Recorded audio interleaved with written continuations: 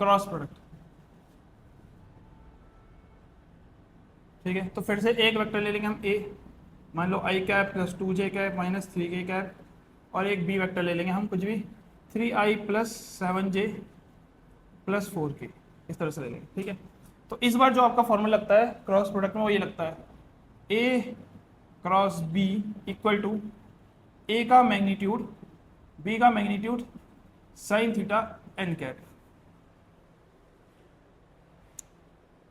ठीक है, अब इसको समझाते हैं। यहां तक तो आपको समझ में आ रहा होगा, वही करना है सेम काम, बस कॉस की जगह साइन आ गया, यही हुआ। पर आप लास्ट में देखोगे तो एक मैंने एन कैप लगाया। एन कैप क्या कहीं हमने पढ़ा अभी तक? नहीं। ऑर्थोगोनल ट्राइड तो है नहीं, ऑर्थोगोनल ट्राइड होता है आईजे के, मतलब इसकी कोई फिक्स डायरेक्शन नहीं है। तो बेसिकली ये आपको पता नहीं चला है कि क्रॉस प्रोडक्ट को मल्टीप्लाई करने के बाद जो एक क्वांटिटी आएगी उसमें मैग्नीट्यूड भी होना चाहिए, उसमें क्या होना चाहिए, एक डायरेक्शन भी होनी चाहिए। तो एन कैप यहाँ पर डायरेक्शन को शो कर रहा है। कौन सी डायरेक्शन मुझे भी नहीं पता राइट नाउ, कुछ होगी, क्या होगी किसी को नहीं पता, पर कुछ तो होगी। तो इसका मतलब जब भी आप क्रॉस प्रोडक्ट करते हो तो इसके बाद मल्टीप्लाई करने के बाद जो क्वांटिटी आएगी उसमें मैग्नीट्यूड भी होना चाहिए, उसमें डायरेक्शन भी होना चाहिए। तो क्रॉस प्रोडक्ट करने के बाद वेक्टर क्वांटिटी आती है, डॉट प्रोडक्ट करने के बाद स्केलर क्वांटिटी आती है। ये बात क्लियर है? अब एक हम क्रॉस प्रोडक्ट करते हैं, उससे आपको थोड़ा बहुत आइडिया लग जाएगा। ठीक है, क्या करेंगे हम बताओ, ए क्रॉस बी इक्वल टू क्या आएगा, ए का मैग्नीट्यूड बी का मैग्नीट्यूड साइन थीटा। ठीक है, फॉर्मूला यही है, एन कैप आपको लगाना ही लगा सकते हो आप। ठीक है, नहीं लगाओगे तो भी कुछ चलेगा नहीं, मैं बता दूंगा लॉजिक क्या अल्टीमेट थी। ठीक है, फिलहाल उससे पहले हमको एक चीज सीखनी पड़ेगी जो मैंने आपको डॉट प्रोडक्ट में सिखाई थी। क्या सिखाई थी डॉट प्रोडक्ट में? आई डॉट आई क्या होता था, 1, यही होता था। आई डॉट आई क्या होता था, 1। क्रॉस में ये उल्टा हो जाएगा, आई क्रॉस आई 0 हो जाएगा। क्या तुम्हें रटना है? बिल्कुल नहीं, यूज करके देखो पता चल जाएगा। क्या फॉर्मूला बताओ क्रॉस प्रोडक्ट का? ए वेक्टर डॉट सॉरी ए वेक्टर क्रॉस बी वेक्टर क्या होता है, ए का मैग्नीट्यूड बी का मैग्नीट्यूड साइन थीटा, यही होता है। और फिलहाल मैं एन कैप हटा दे रहा हूँ, डायरेक्शन की बात नहीं कर रहा, केवल मैं मैग्नीट्यूड निकालने की कोशिश कर रहा हूँ। अब ए कैप क्या है यहाँ पे, सॉरी ए वेक्टर क्या है हमारे पास, आई कैप क्रॉस आई कैप। तो क्या है यहाँ पे, ए का मैग्नीट्यूड मतलब आई का मैग्नीट्यूड क्या आएगा 1, बी का मैग्नीट्यूड मतलब यहाँ पे क्या है भी 1, ये भी आई क्या आएगा यहाँ पे साइन, कितना एंगल आएगा बताओ, आई से आई का बीच का एंगल कितना होगा, तो क्या आएगा साइन 0। सही है, इन दोनों के बीच का एंगल ही लिखते हैं ना यहाँ पे। ठीक है, इन दोनों के बीच का एंगल लिखते हैं ना। ठीक है, तो साइन 0 क्या होता है बताओ?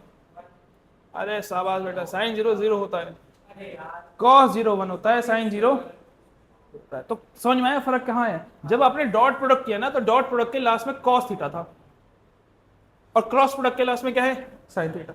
अब कॉस 0 तो 1 होता है इसलिए यहाँ पे 1 आ गया, लेकिन साइन 0 0 होता है इसलिए 0 आ रहा है। तो क्रॉस प्रोडक्ट में सेम वेक्टर को मल्टीप्लाई करने पे क्या आता है, 0 आता है। सेम वेक्टर को मल्टीप्लाई करने पे क्या आता है, 0 आता है। तो इसीलिए एक रूल बन जाएगा आपका, क्या है वो रूल बताओ, आई क्रॉस आई इक्वल टू होगा 0, जे क्रॉस जे भी क्या होगा, के क्रॉस के भी क्या होगा 0। ये तीन चीज तो आपको याद होगी। सही है, सेम यूनिट। हाँ, डिफरेंट में हम करके देखेंगे, करेंगे। अब अगर डिफरेंट करते हैं, क्या करते हैं, आई को मैं जे से मल्टीप्लाई करता हूँ, आई को मैं किससे मल्टीप्लाई करता हूँ, जे से मल्टीप्लाई करता हूँ। तो क्या आएगा बताओ इस बार, आई क्या आएगा, आई का मैग्नीट्यूड जे का मैग्नीट्यूड ये आएगा, और साइन कितना, आई से जे के बीच में कितना एंगल होगा 90। तो आई का मैग्नीट्यूड क्या आएगा 1, इसका वैल्यू 1, इसकी वैल्यू भी 1, तो क्या आएगा 1। अब आई क्रॉस जे क्या बन रहा है 1। लेकिन एक प्रॉब्लम है, मैंने बोला कि जब भी आप क्रॉस प्रोडक्ट करोगे तो भैया एक मैग्नीट्यूड आना चाहिए और एक क्या नहीं चाहिए, direction. Right now we have the magnitude कि भैया इसका मैग्नीट्यूड क्या है 1 है, but we do not have the direction. Direction नहीं है यहाँ पे ना, तो डायरेक्शन डालनी पड़ेगी हमको, डालनी पड़ेगी ना। तो क्या डायरेक्शन आती है पता है किसी को, एन कैप नहीं आती, जो वेक्टर बच गया है वो वेक्टर आता है यहाँ पे। अब वो कैसे याद रहेगा, उसके लिए आपको ये ट्रिक याद रखनी पड़ेगी, आई जे के। जब भी आप आई को जे से मल्टीप्लाई करोगे तो जो बच गया वो आएगा के। आई को जे से क्रॉस मल्टीप्लाई क्या आएगा के डायरेक्शन, जे को के से करोगे तो क्या आएगा आई। ठीक है, के को आई से करोगे तो जे। ये बात समझ में आई? अब एक चीज और ध्यान रखना, इसके पीछे मैं लॉजिकल रीजन भी दूंगा आपको नेक्स्ट क्लास में कि ऐसा क्यों होता है कि जो वेक्टर को मल्टीप्लाई करते हो तो डायरेक्शन तीसरे वाली क्यों आती है। इसके पीछे प्रॉपर मैं आपको आंसर दूंगा नेक्स्ट क्लास में। फिलहाल बस आप ये समझो कि अगर आप सीधे मल्टीप्लाई कर रहे हो ना तो बढ़िया रहे, आई को जे से, के को आई से जे। लेकिन अगर आप उल्टा मल्टीप्लाई कर रहे हो, के को किससे, मतलब मैं लिख रहा हूं के क्रॉस जे, अगर मैंने क्या कर दिया, के को किससे मल्टीप्लाई किया, जे से, अब बचा कौन सा, आई, तो आप आई नहीं लिखोगे, आप लिखोगे माइनस का आई। क्या लिखोगे, माइनस का आई। फिलहाल आपको ये याद करना पड़ेगा कि अगर मैं क्लॉकवाइज चलूंगा तो जो डायरेक्शन आएगी वो पॉजिटिव की आएगी, एंटी क्लॉकवाइज चलूंगा तो क्या आएगी डायरेक्शन, नेगेटिव की आएगी। किसकी आएगी, नेगेटिव की। ये बात समझ में आई कि नहीं आई? इससे एक और चीज समझ में आई कि क्रॉस प्रोडक्ट में ना, अगर मैं ए को बी से मल्टीप्लाई करूं या फिर बी को ए से मल्टीप्लाई करूं, दोनों के आंसर सेम नहीं होंगे। होंगे कि नहीं होंगे बताओ, क्या दोनों के आंसर सेम होंगे, नहीं होंगे क्रॉस प्रोडक्ट में, क्योंकि अगर आई को जे से मल्टीप्लाई करने पे के आ रहा है तो के को आई से मल्टीप्लाई करने पे जे, उल्टा लिख दिया मैंने, सॉरी, जे को आई से मल्टीप्लाई करने पे क्या आ रहा है, माइनस का के आ रहा है। समझ में, सीधे सीधे मल्टीप्लाई करा तो प्लस का के आया, उल्टा मल्टीप्लाई किया तो क्या है, माइनस का। क्या ये दोनों सेम है, नहीं है, एक प्लस का एक माइनस का, मतलब इसमें 3 इंटू 4 और 4 इंटू 3 इक्वल नहीं आएंगे, क्योंकि दोनों की डायरेक्शन क्या होगी, अलग होगी। तो क्रॉस प्रोडक्ट में आपको सीरियल वाइज मल्टीप्लाई करोगे तो पॉजिटिव आएगा, अपोजिट करोगे तो क्या आएगा, माइनस आएगा। ठीक है, ये बात समझ में आई कि नहीं, इतनी बात क्लियर है। अब एक बार इसको लिख लेते हैं हम, ठीक है। तो एक रूल तो मैंने आपको ऑलरेडी लिखवा दिया था, क्या था एक रूल बताओ, क्या था बताओ, आई क्रॉस आई क्या होता है, 0, जे क्रॉस जे क्या होता है, 0, के क्रॉस के क्या होता है, 0। अब मैं अगर आई को जे से करूंगा तो क्या आएगा, के। यही बताया मैंने तुमको, कैसे बताया, याद है ना, ये सर्कल बनाना पड़ेगा, आई जे के, ऐसे ऐसे और ऐसे, ठीक है। आई को जे से तो के आ गया, जे को के से करोगे तो क्या आएगा, जे को के से बचा कौन सा, आई, के को आई से करोगे तो क्या बच जाएगा, जे। सही है। अब इसी का उल्टा लिखो तो, जे को आई से करूंगा तो क्या आएगा, माइनस का के को जे से करूंगा तो माइनस का आई को के से करूंगा तो माइनस का जे। क्या ये बात समझ में आई, ये बात समझ में आई, ठीक है। इतनी चीज क्लियर है, इतनी चीज क्लियर है। आगे करें हम।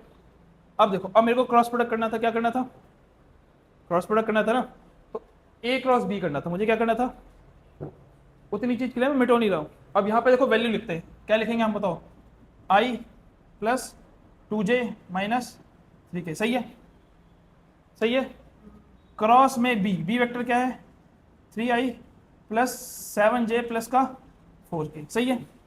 इक्वल टू ए का मैग्नीट्यूड फिलहाल मैं निकाल नहीं रहा, मैं ऐसे लिख दे रहा हूँ क्योंकि मैं आपको कुछ और चीज समझाने की कोशिश कर रहा हूँ फिलहाल, ठीक है, ऐसे लिख दिया मैंने। अब ध्यान दो, क्या मैं आई को आई से मल्टीप्लाई करूंगा यहाँ पे, नहीं, क्योंकि आई को आई से क्रॉस मल्टीप्लाई करने पे तो 0 आने वाला है, और बीच में क्रॉस है, डॉट नहीं है इस बार, तो आई को आई से मल्टीप्लाई करने की जरूरत है ही नहीं। आई को मल्टीप्लाई करोगे केवल किससे, जे और के से। अब बताओ, यहाँ पे इसके आगे क्या है, 1, इसके आगे क्या है, 7, 7 1 जा 7, सही है, सही है। आई क्रॉस जे क्या आएगा, आई को जे से मल्टीप्लाई किया ना, वहां से आएगा, ठीक है। आई का तो हो गया, आई का हो गया तीनों से, फिर पकड़ो किसको, 2 को 3 से करो क्या आएगा, 6। अच्छा सॉरी सॉरी सॉरी, वो रह गया, कोई बात नहीं। आई को आई से किया तो क्या है, 0 आया, ठीक है। फिर उसके बाद 1 2 7 जा 7, आई क्रॉस जे क्या आया, के, ठीक है, प्लस 1 4 जा 4, आई को के से करोगे, आई को जे से, हाँ, आई को क्या कर रहे हैं हम, आई को के से ना, आई को के से, हाँ, माइनस का जे क्या आएगा, माइनस का जे, ठीक है। ये बात समझ में आई। अब ऐसे इसी तरीके से 2 को पकड़ोगे, 2 को पहले इससे करोगे, फिर इसके साथ करने पे क्या आएगा, 0, फिर इसको करोगे, लेकिन आपको ऐसा नहीं लगेगा थोड़ा सा हेक्टिक सा हो रहा है, तो इसी चीज को सॉल्व करने के लिए मैथमेटिशियन ने एक तरीका दिया, वो आप 12th में पढ़ोगे, जिसको बोलते हैं डिटर्मिनेंट मेथड। क्या बोलते हैं, डिटर्मिनेंट। तो वो निकालता यही है क्रॉस प्रोडक्ट, मतलब वो इनको आपस में मल्टीप्लाई ही करेगा, लेकिन कैसे करेगा वो थोड़ा ज्यादा इजी है। अब कैसे है वो इजी, मैं बताता हूं आपको, ठीक है। नहीं, डिटर्मिनेंट मेथड आपको अभी पढ़ना पड़ेगा, क्योंकि क्रॉस प्रोडक्ट निकालने के लिए अगर आप ऐसे करके निकालोगे ना तो बहुत टाइम भी लगेगा, एरर होने के चांसेस भी है ज्यादा, लेकिन आप डिटर्मिनेंट मेथड से नहीं होगा। डिटर्मिनेंट मेथड बहुत सिंपल है, आपको पहले 2 ऐसे डंडे बनाने हैं, फिर आई जे के लिख देना है, सबसे पहले क्या लिख देना है, आई जे के, बीच वाले को माइनस दे देना, हर बार बीच वाले को क्या दे देना है, माइनस। अब पहला जो वेक्टर है ना उसकी आगे काउंटिंग दे देनी है इसको। आगे क्या लिखा है इसका 1, इसका क्या लिखा है 2, इसका क्या लिखा है -3, इसका 3, इसका 7, इसका 4। सही है, लिख दिया। अब ध्यान देना, अरे -3 है ना, ठीक है, वो लिखना पड़ेगा, वो रूल है, वो रूल है। कहीं पे भी आप डिटरमिनेंट निकालोगे तो ये हमेशा माइनस का होता है। इसका एक फॉर्मूला भी होता है, वो 12th में पढ़ोगे आप, ठीक है। फिलहाल 11th में पता चल जाएगा। अब कैसे करना होता है, सबसे पहले आपको लिखना पड़ता है ये वाला, ये क्या लिखा पड़ा है आई का।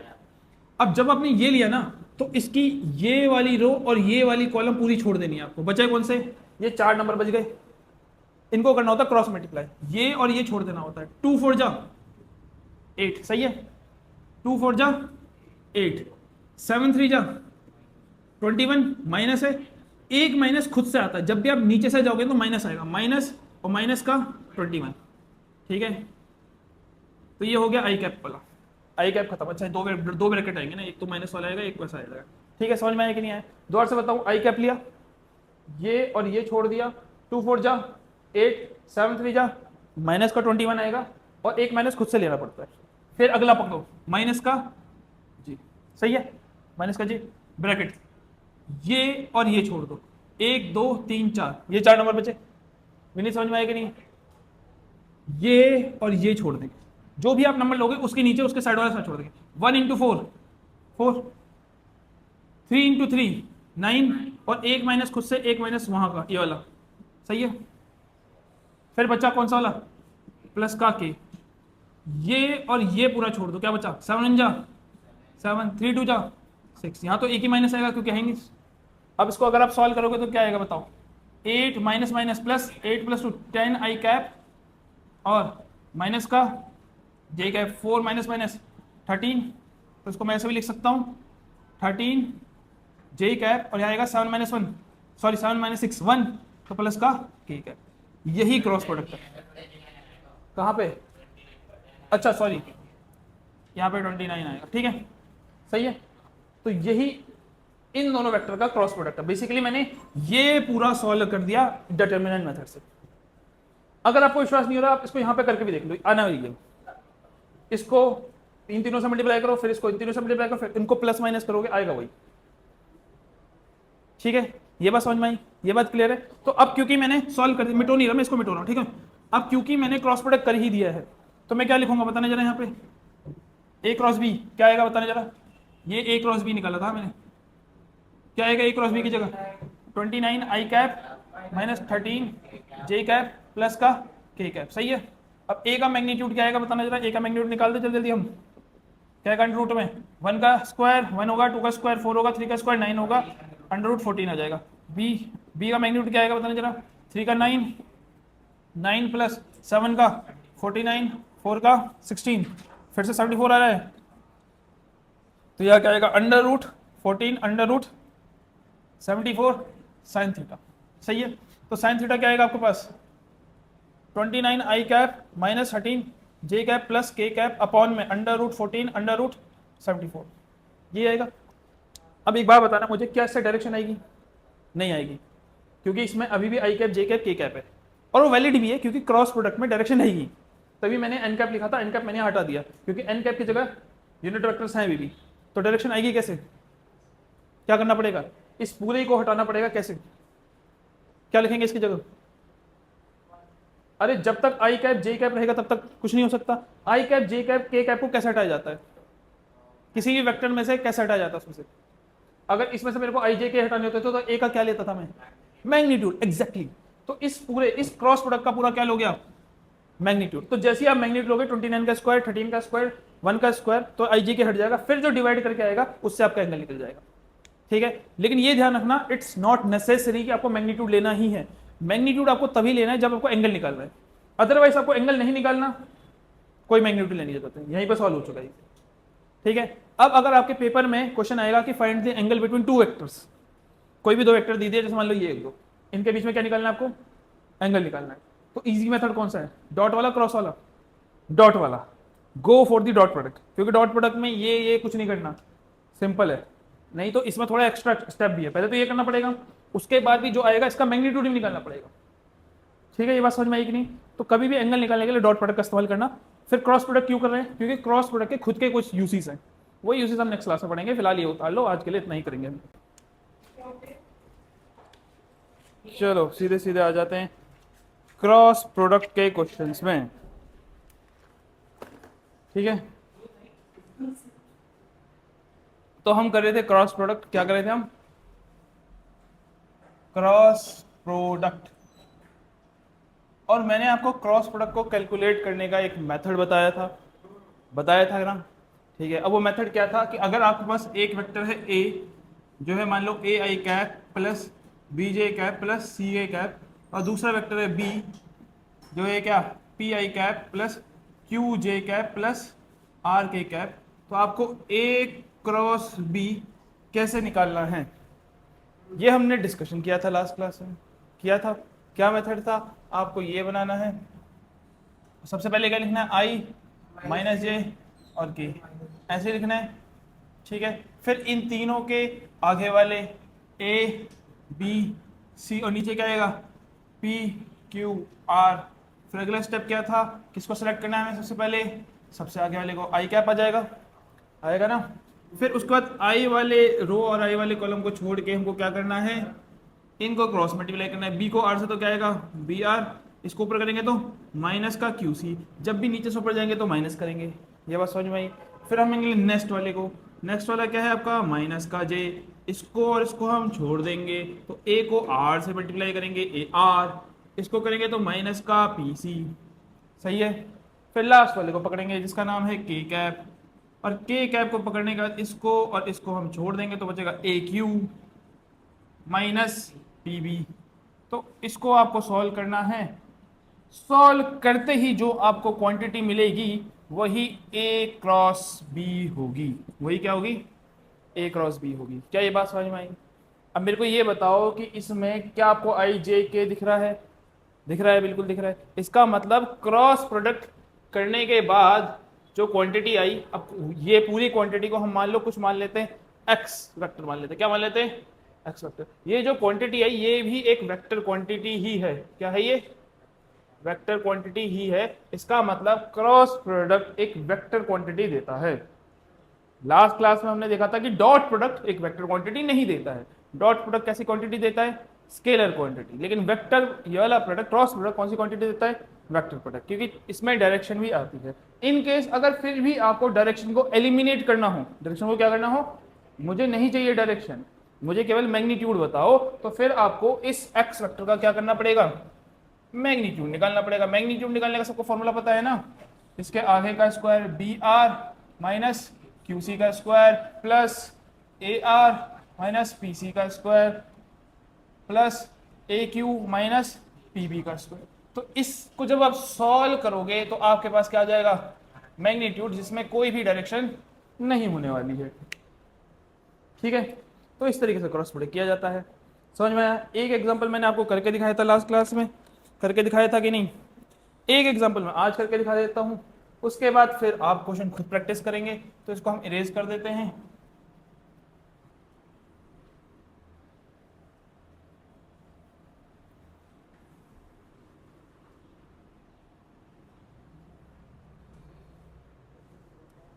चलो पहला क्वेश्चन है आपका, एक क्वेश्चन जो मैं करके दिखाने वाला हूं, पहला क्वेश्चन है जिसमें आपको ए वेक्टर दे रखा है, क्या है, I cap plus 3 J cap plus 2 के कैप। बी वेक्टर है आपका 3 आई कैप प्लस जे कैप प्लस 2 के कैप। ये है, आपको बोल रहा है कि इनका वेक्टर प्रोडक्ट निकालो, मतलब ए क्रॉस बी निकालो, ठीक है। तो मैं क्या करूंगा, सबसे पहले बताओ, इस तरह से बनाऊंगा, क्या लिखूंगा, आई माइनस जे और के, आगे वाले इसके आगे कुछ नहीं है तो क्या आएगा, 1 3 और 2, इसके आगे 3 1 2, यही होगा। फिर सबसे पहले वाले को पकड़ लो, आई कैप, इसको इससे मल्टीप्लाई करो, 3 2 जा 6, 2 1 जा 2, फिर माइनस जे को लिखो, इसको गोला मार देते हैं, तो फिर ये और ये छोड़ना पड़ेगा, 1 2 जा 2, 3 2 जा 6, फिर प्लस के कैप, इसको पकड़ लिया, इसको छोड़ दिया, एक को मल्टीप्लाई करोगे तो एक ही आएगा, 3 को 3 से करोगे तो 9 आएगा। तो आपके पास आ गया 4 आई कैप माइनस का 4 माइनस का जे प्लस का 4 जे कैप माइनस का 8 के कैप। तो यही जो क्वांटिटी है यही आपका ए क्रॉस बी है, और इस बार मैग्नीट्यूड हम नहीं निकालेंगे क्योंकि क्वेश्चन में बोला ही नहीं है कि मैग्नीट्यूड निकालो, उसने बोला वेक्टर प्रोडक्ट निकालो। ठीक है, समझ में आई बात, क्लियर है? चलो फिर करो इसको।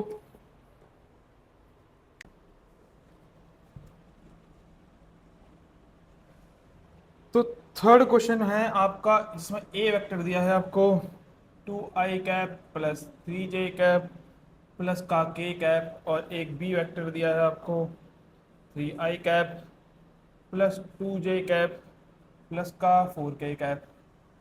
आपको फाइंड करने के लिए बोल रहा है A vector plus B vector multiply में, मतलब cross product A vector minus B vector. तो अगर आपने बोर्ड मास पढ़ा है तो पहले आपको ब्रैकेट को सॉल्व करना पड़ता है, तो पहले हम ये सॉल्व करेंगे। तो सॉल्यूशन जब हम निकालेंगे तो उसमें सबसे पहले आप लिखोगे ए प्लस बी वेक्टर। तो A vector plus B vector क्या होगा, 2 को 3 से प्लस करेंगे तो 5i कैप आ जाएगा, 3 को 2 से करेंगे तो फिर से 5j कैप आ जाएगा, 4 को 1 से करोगे तो फिर से 5k कैप आ जाएगा। तो ये तो आ गया ए प्लस बी। फिर आप a माइनस बी निकालोगे, a माइनस मतलब इसको इससे माइनस करना, 2 माइनस 3 माइनस का i कैप, 3 माइनस 2 प्लस का j कैप, और 1 माइनस 4 माइनस का 3k कैप। तो आ गया a माइनस बी। अब इनका क्या निकालना है हमें, क्रॉस प्रोडक्ट। ए स्क्वायर माइनस बी स्क्वायर नहीं, वेक्टर मैथमेटिक्स अलग होती है बहुत ज़्यादा, आप एल्जेब्रिक मैथमेटिक्स नहीं लगा सकते इसमें, डायरेक्शन का बहुत बड़ा रोल होता है। हालांकि मे भी उससे भी आंसर आ जाए, बट करेंगे हम बिल्कुल तरीके से ही। तो ये हमने निकाला ए प्लस बी और ये हमने निकाला ए माइनस बी। अब इसका क्रॉस प्रोडक्ट निकालना है, तो बहुत सिंपल है क्रॉस प्रोडक्ट। हम करेंगे ये, या लिखेंगे आई कैप जे कैप के कैप। तो ए प्लस बी का पहला ये है ना, तो इसलिए पहले इसके वर्ड्स आएंगे, तो 5 5 और 5, और फिर नीचे आएंगे -1 1 और माइनस का 3। अब आपको इसको सॉल्व कर देना है। अच्छा, यहाँ में माइनस लगाना भूल गया, तो आई कैप निकालोगे तो इसको छोड़ दोगे तो 5 से 15 माइनस का 15, 5 ये हो जाएगा माइनस का j, इधर से ये हट जाएगा तो 5 से 15 माइनस का 15, इसको इससे करोगे माइनस का 5 और माइनस एक और प्लस का 5 आ जाएगा, फिर प्लस का k, ये और ये हटेगा तो 5 बन जा 5 होगा, और फिर से 2 बार माइनस आ जाएगा क्योंकि एक बार साइन का माइनस, एक बार ऊपर जाने का माइनस, 5 बन जा 5, तो माइनस माइनस प्लस, तो आपके पास आ जाएगा माइनस का 20 आई कैप, माइनस का नहीं प्लस का 10 जे कैप प्लस का 10 के कैप। यही आपका फाइनल आंसर है।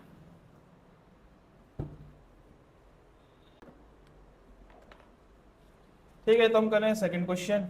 सेकंड क्वेश्चन में क्या दिया हमको, ए वेक्टर दिया है क्या 4i cap plus 4j cap minus, अरे गलत उतार दिया मैंने, 3j कैप है ये तो, 4i cap plus 3j cap plus का k कैप। बी वेक्टर दिया है हमें 12i कैप प्लस का 9j कैप प्लस का 3k कैप। तो बोला इनको पैरेलल प्रूफ करो।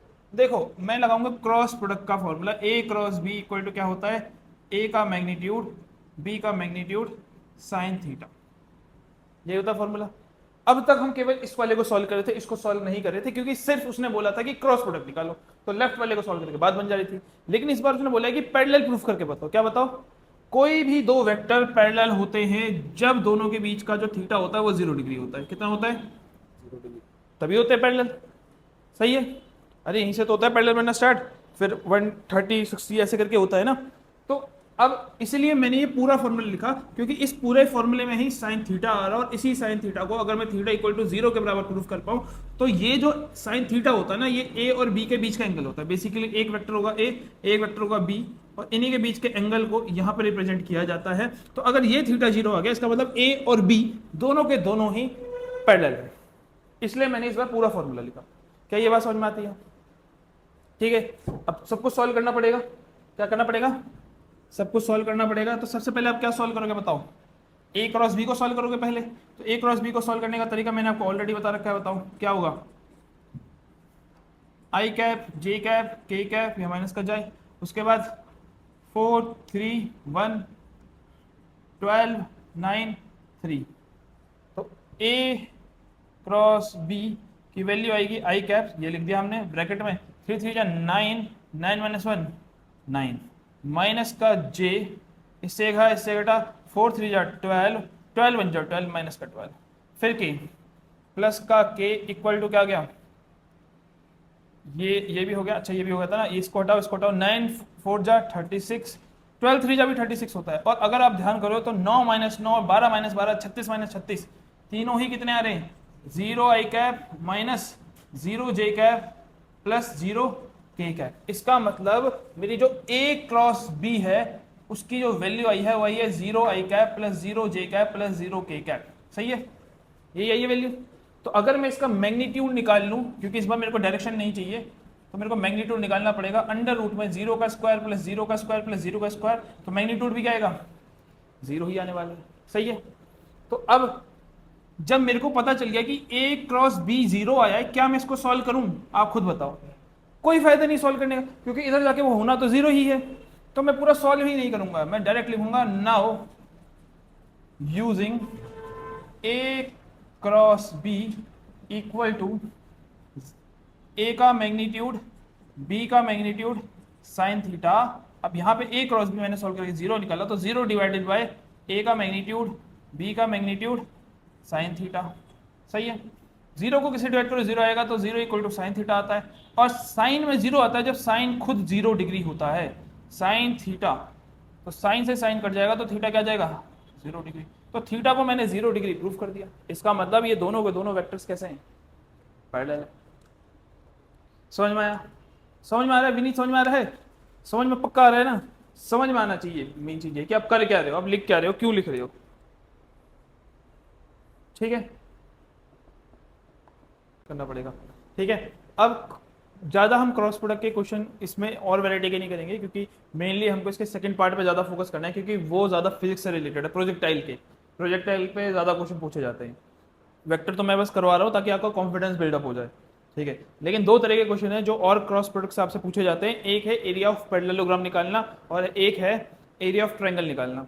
आपको दो वेक्टर दिए होंगे, क्या दिए होंगे, दो वेक्टर, एक ए वेक्टर दिया होगा, एक बी वेक्टर दिया होगा मान लो, और आपको बोलेंगे कि भैया क्या फाइंड करना है आपने, एरिया ऑफ पैरेललोग्राम। ठीक है, अब मैं इसको दो तरीके से समझाऊंगा।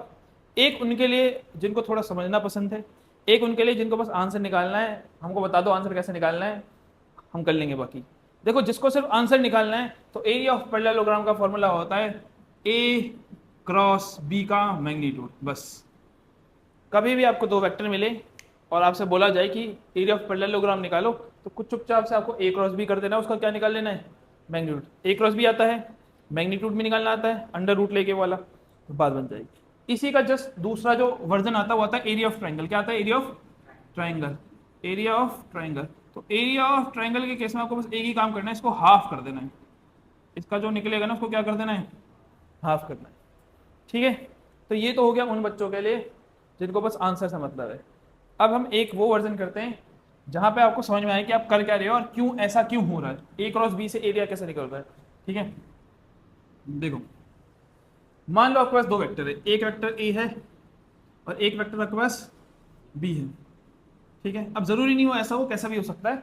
ठीक है, तो अब ये बोल रहा है एरिया ऑफ पैरेललोग्राम। ये क्या बोलने की कोशिश कर रहा है, बेसिकली ये बोल रहा है कि अगर ए वेक्टर और बी वेक्टर को आप क्या करोगे, एक एंगल पे, मतलब एंगल पे नहीं, इसको शिफ्ट करके इस तरह रख दोगे।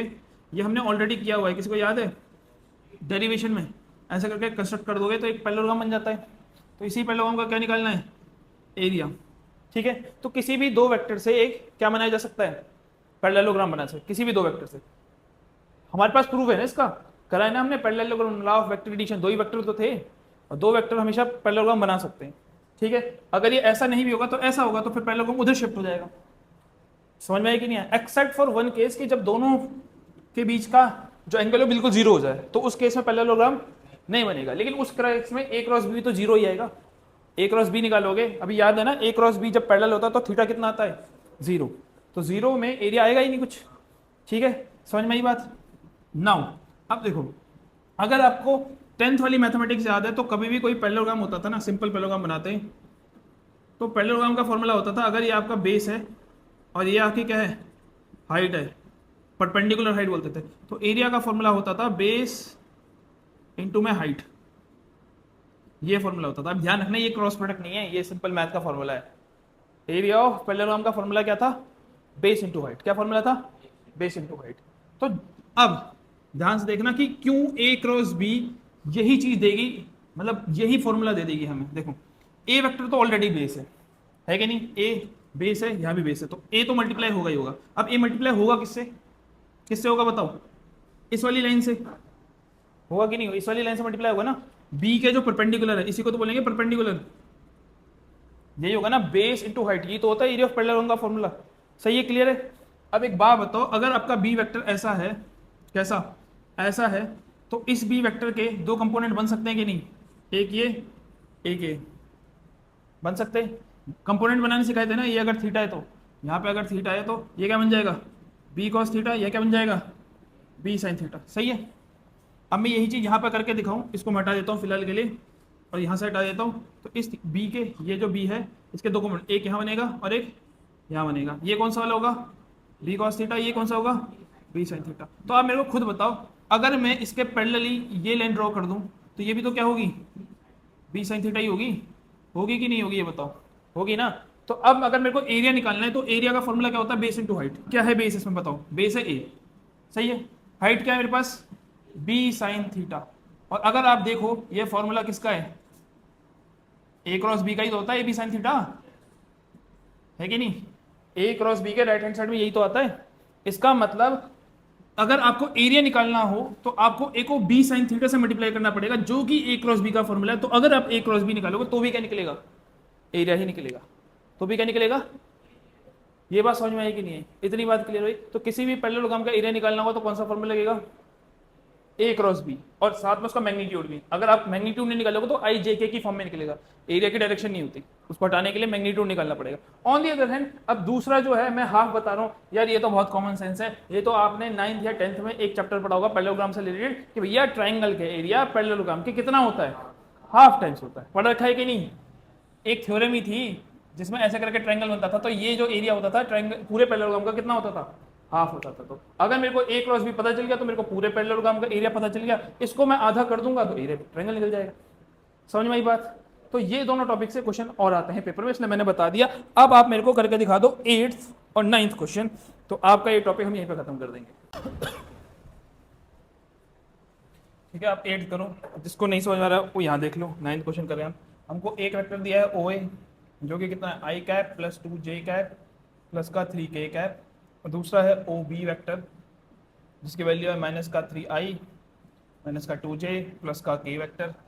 तो आपको बोल रहा है एरिया ऑफ ट्रायंगल निकालो। तो एरिया ऑफ ट्रायंगल निकालने के लिए पहले क्या निकालना पड़ेगा? Area of parallelogram. तो पहले हम निकालेंगे एरिया ऑफ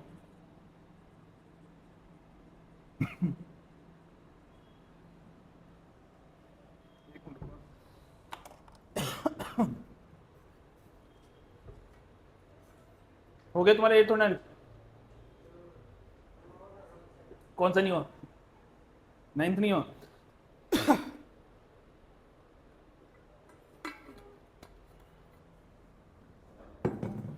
ठीक है।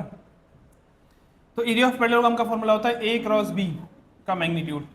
अब यहाँ पे ए पूरा का पूरा ये वेक्टर है, इस पूरे वेक्टर को आप ए वेक्टर बोलोगे तो ये फॉर्मूला थोड़ा सा चेंज हो जाएगा। यहाँ पे वो हो जाएगा O A vector cross O B vector, क्योंकि इस बार इसने वेक्टर को एक अल्फाबेट से ना दिखा के दो अल्फाबेट से दिखाया है। बेसिकली ओ से स्टार्ट हो रहा है, ए पे खत्म हो रहा है, ये पूरा पूरा एक ही वेक्टर है। तो इसका आप मैग्नीट्यूड निकालोगे तो क्या बनेगा? आई माइनस जे और के। आई की वैल्यू क्या है? इसके आगे क्या है? 1, इसके आगे क्या है? 2, इसके आगे क्या है? 3, इसके आगे -3 -2 1। तो इसको आपको सॉल्व करोगे तो सबसे लिखोगे आप आई कैप ये वाला, इसको छोड़ दोगे, 2 1 जा 2, 2 3 जा 6, और माइनस और एक और माइनस आएगा, माइनस आएगा प्लस, प्लस का 6, फिर आप लोगे माइनस का जे, तो ये इसके साथ ये पूरा हट जाएगा, 1 1 जा 1, 3 और 3 9 होता है, माइनस माइनस प्लस हो जाएगा, प्लस का 9, और बचेगा लास्ट में आपके पास के। तो ये भी हो गया, इसको हटा दो, इसको हटा दो, 2 1 जा 2, माइनस का 2 आएगा, और 3 2 जा 6, इस बार फिर से माइनस आ गया है, तो आपको क्या करना पड़ेगा? 3 2 जा 6 प्लस का 6। तो उसको जब आप सॉल्व करोगे तो आपका आएगा 8 आई कैप माइनस 10 जे कैप और प्लस का 4 के कैप। तो ये तो आपने निकाल लिया एरिया ऑफ पैरेललोग्राम, मतलब ए क्रॉस बी। अभी क्या निकाला आपने? केवल बस ए क्रॉस बी, मतलब ओ ए क्रॉस ओ बी। और अभी आप साफ साफ देख पाओगे कि क्योंकि मैंने इसका मैग्नीट्यूड नहीं निकाला है, इसलिए जो मेरा आंसर आया वो वेक्टर फॉर्म में आया है। सही है। अब मुझे इसको स्केलर फॉर्म में बनाना पड़ेगा। स्केलर फॉर्म में कैसे बनाएंगे इसको? हम क्या निकालेंगे इसका? मैग्नीट्यूड। तो हम यहाँ पे इस तरह से करेंगे, ओ ए का मैग्नीट्यूड इंटू ओ बी का magnitude equal to under root 8 का स्क्वायर प्लस माइनस 10 का स्क्वायर प्लस 4 का स्क्वायर। तो 8 का स्क्वायर होता है 64, 10 का होता है 100 और 4 का होता है 16। तो इसको आप अगर आप सॉल्व करोगे तो आपका क्या आ जाएगा? 6, 16 और 16 80, हाँ 180 आ जाएगा। ठीक है, 180, 6 रूट 5 आया है 36, हाँ वेरी गुड। 6 इंटू 6 इंटू 5, इसको करोगे तो 6 रूट 5 आ जाएगा। तो ये आ गया आपके पास ओ ए क्रॉस ओ बी का मैग्नीट्यूड। लेकिन मुझे पता है कि एरिया ऑफ ट्राइंगल तो होता है आधा किसके? ओ ए क्रॉस ओ बी का। ये जो निकला है ये तो है एरिया ऑफ पैरेललोग्राम, इसका आधा करना पड़ेगा। 1/2 6 रूट 5 का करोगे तो आ जाएगा 3 रूट 5, और यही आपका आंसर होगा। ठीक है, अब एक कॉन्सेप्ट और समझाना है वेक्टर में, जिसके बाद आपके जो ये एक्स्ट्रा क्वेश्चन है वो हो पाएंगे। ठीक है, देखो उसके लिए पहले आपको एक कॉन्सेप्ट समझना पड़ेगा। आपको मैंने लास्ट क्लास में एक चीज याद करवाई थी, किसी को याद है वो? आई क्रॉस जे क्या होता है? के। जे क्रॉस के क्या होता है? आई। और के क्रॉस आई क्या होता है? जी। सही है, सही है। क्या समझ में आ रहा है इससे? लॉजिक क्या बन रहा है? देखो बहुत सिंपल तरीके से आपको मैं लॉजिक समझाता हूं। अगर आप इसको प्लॉट करो तो आई कैप होता है ये, जे कैप होता है ये, और के कैप होता है ये। इसको हम ऑर्थोगोनल ट्राइड बोलते थे, याद है सबको? ऑर्थोगोनल ट्राइड का मतलब क्या होता है कि ये तीनों ही वेक्टर एक दूसरे के म्यूचुअली परपेंडिकुलर वेक्टर हैं। कैसे वेक्टर हैं? Mutually perpendicular. मतलब आप किसी भी दो वेक्टर के बीच का एंगल देख लोगे तो कितना आएगा? वो कितना आएगा बताओ? 90 डिग्री आएगा। म्यूचुअली परपेंडिकुलर का मतलब समझते हो कि नहीं? जैसे ये, अब अगर ये आपको तीन वेक्टर दिख रहे हैं, हालांकि मैं बना नहीं पा रहा हूँ, फिर भी काइंड ऑफ थोड़ा बहुत तो समझने की कोशिश करो। तो ये जो तीन वेक्टर है ये कैसे वेक्टर हैं? Mutually perpendicular. आप देखो ना, इस और इस वेक्टर के बीच में भी कितना बन रहा है? 90। इस और इस वेक्टर के बीच में कितना बन रहा है? इस और इसके बीच में भी कितना बनेगा? 90। तो आई जे के तीनों ही म्यूचुअली परपेंडिकुलर होते हैं। ये चीज समझ में आई? दूसरी चीज जो मेरे को यहां से समझ में आ रही है वो ये कि किसी भी दो म्यूचुअली परपेंडिकुलर वेक्टर को मैं अगर क्रॉस प्रोडक्ट करूं, बीच में मल्टीप्लाई नहीं है, ये क्या है? ये क्रॉस प्रोडक्ट करूं तो जो तीसरा वाला बचा है वो आ जाता है। तीसरा वाला कौन सा बचा था? क्या आ जाता है? मतलब क्रॉस प्रोडक्ट करने पे, दो क्वांटिटी का क्या करने पे? क्रॉस प्रोडक्ट करने पे जो तीसरी क्वांटिटी आएगी वो दोनों के ही कितने डिग्री पे होगी? 90 डिग्री पे होगी। ये याद रखना है आपको। अगर मैं आपको बोल दूं कि ए क्रॉस बी इक्वल टू सी, अरे क्या कर रहा हूं मैं, इक्वल टू सी, और मैं आपसे पूछूं बताओ what is the angle made by C two with A. C A के साथ कितना एंगल बना रहा होगा बताना जरा? 90। ऑब्वियस सी बात है, सी ए से भी 90 बना रहा होगा, सी बी से भी कितना बना होगा? 90। क्रॉस प्रोडक्ट की ये प्रॉपर्टी ही होती है कि जब भी आप क्रॉस प्रोडक्ट करते हो किसी भी दो क्वांटिटीज के बीच में, तो वो डायरेक्शन को इस तरह से शिफ्ट कर देता है कि जो रिजल्टेंट क्वांटिटी आती है वो दोनों के ही क्या होती है? म्यूचुअली परपेंडिकुलर होती है। और ये इटर्नल है, मतलब पूरी फिजिक्स में हर जगह यही लॉजिक लगेगा, चाहे आप 11वीं की फिजिक्स ला लो चाहे 12वीं की फिजिक्स। कहीं पे भी आप क्रॉस प्रोडक्ट कर रहे हो, कहीं पे भी क्या कर रहे हो? क्रॉस प्रोडक्ट कर रहे हो, तो जो रिजल्ट आएगा ना वो हमेशा कहाँ आएगा? परपेंडिकुलर आएगा। क्या आएगा? दोनों ही वेक्टर का। अब मैं इसका एक एग्जांपल लेके आपको प्रॉपर्ली समझा सकता था, लेकिन उसमें बहुत ज़्यादा टाइम लग जाएगा। उसमें फिर से मेरे को आपको वो सारी टॉपिक्स बताने पड़ेंगे। याद है किसी को मैंने आपको टॉर्क के बारे में पढ़ाया था, वो फोर्स जो किसी चीज़ को भी रोटेट कराता है। और मैंने आपको ये बताया था टॉर्क का फॉर्मूला होता है आर क्रॉस एफ। ठीक है, किसी चीज़ को भी रोटेट करना हो तो उस पर एक फोर्स लगाना पड़ता है और एक डिस्टेंस पे लगाना पड़ता है। ठीक है, तो ये दोनों परपेंडिकुलर होते हैं, तो टॉर्क इन दोनों के भी क्या होता है? अब ये और ज्यादा अच्छे से समझाया जा सकता है, लेकिन फिलहाल मैं इसको छोड़ दूंगा क्योंकि ये आने वाले चैप्टर्स में मेरे को समझाना ही है। जब मैं आपका सिस्टम ऑफ पार्टिकल्स करूंगा तो इस टॉपिक के बारे में ही हमको बात करनी है। ठीक है, तो फिलहाल के लिए मैं आपसे बस ये रिक्वेस्ट करूंगा कि फिलहाल के लिए आप ये कॉन्सेप्ट याद कर लो कि क्रॉस प्रोडक्ट में हमेशा जो रिजल्ट आएगा वो कितने डिग्री पे होगा, परपेंडिकुलर होगा। क्या होगा, यहाँ पे साफ साफ दिख रहा है। ठीक है, ये चीज क्लियर हुई। ठीक है, कहीं पे लिख लें इस बात को हम। ठीक है, तो नोट में लिख देते हैं। ये तो आपने पहला वाला तो लिखा होगा ऑलरेडी, ये सारी चीजें आपने लिखी हुई है। ठीक है, तो इन क्रॉस प्रोडक्ट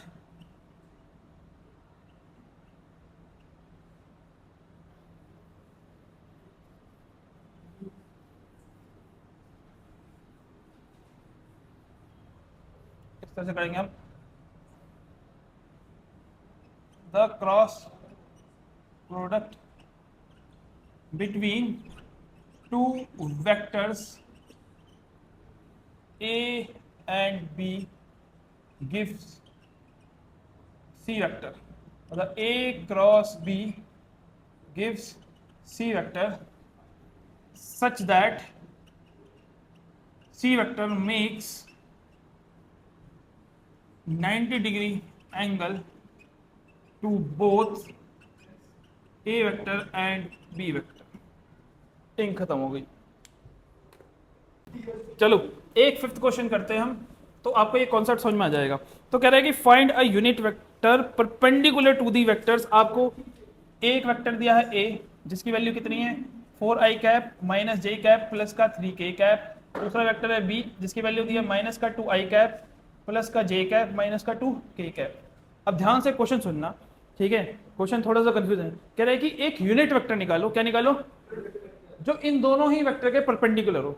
सबसे पहली चीज, यूनिट वेक्टर वो वेक्टर होता है जिसकी मैग्नीट्यूड की वैल्यू कितनी होती है, बताओ 1। याद कराया था ना, यूनिट वेक्टर की वैल्यू 1 होती है। यूनिट वेक्टर को असाइन इसलिए किया गया था क्योंकि वो डायरेक्शन बताता, उसकी खुद की कोई वैल्यू नहीं होती थी 1 के अलावा।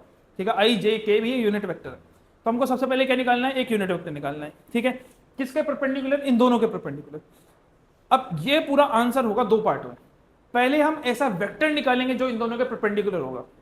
क्या करेंगे हम, पहले हम ऐसा वेक्टर निकालेंगे जो इन दोनों के क्या होगा, परपेंडिकुलर होगा। और मैंने जस्ट इससे पहले आपको एक टॉपिक बताया कि किसी भी दो को वेक्टर के बीच का क्रॉस प्रोडक्ट कर दो तो उसका जो आंसर होगा वो ऑटोमेटिकली क्या होगा, तीसरे वेक्टर, मतलब इन दोनों वेक्टर के क्या होगा, परपेंडिकुलर। तो अगर मैं डायरेक्टली ए क्रॉस बी कर दूं, क्या कर दूं, ए क्रॉस बी। ए क्रॉस बी करना सबको आता है, I cap minus J cap और के कैप। आई कैप क्या होगा बताना है, 4 माइनस 1 3, फिर क्या आएगा माइनस का 2 1 और माइनस का 2।